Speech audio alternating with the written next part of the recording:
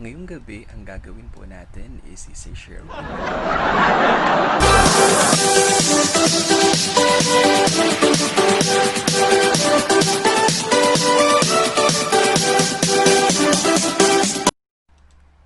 Kamusta po mga kalapot? Welcome back to my channel. So ngayong gabi po, isi-share ko po sa inyo at ipapakita ko sa inyo yung ilan sa mga collections ko ng Jigsaw puzzles. Okay po ba? So let's start.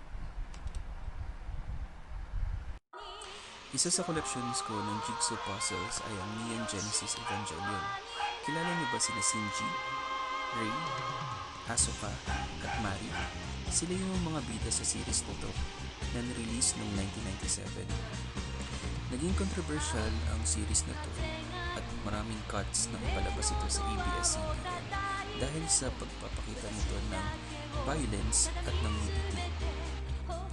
Kwento ito ng binatang si Shinji na sumama sa kanyang ama upang labanan ang mga alien na nagtatangkang sakupin ng mundo gamit ang Evangelion. Isa sa paborito ko ay ang One Piece. Kilala niyo naman siguro si Monkey D. Luffy na may pampirang kakayahan na kung saan ang kanyang katawan ay humahaba na parang goma. Nangyari ito pagkatapos niyang kainin ang pinagbabawal na prutas at na tinatawag na devil fruit. Kasama ang kanyang grupo ng mga pirata, lilibutin niya ang mundo upang hanapin ang pinakamahalagang kayamanan na tinatawag na One Piece para ituring na hari ng mga pirata. Itong One Piece puzzle na ito ay may 1,000 pieces, pinakamalaki sa koleksyon ko. Ginawa ko siyang headboard ng kama ko.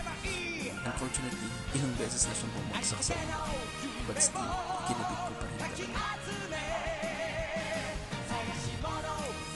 Sinong hindi makakakilala kay Usagi Tsukino o mas kilala natin Sailor Moon. Itong puzzle na to ay vintage. Ang buhay minsan parang puzzles tulad nito. Mahirap buuin. Kapag sumuko ka, talo ka. O pwede namang hindi ka talo, baka natuto ka lang na may mga bagay na hindi worth it ipagpatuloy.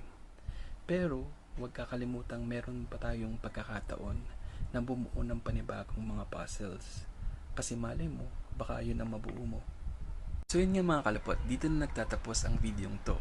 Kung nagustuhan mo ang videong to, huwag kalimutang i-hit ang like, share, at saka syempre subscribe na rin. You can also hit the bell button or notification button para ma-notify kayo sa mga recent uploads ko. Maraming salamat po.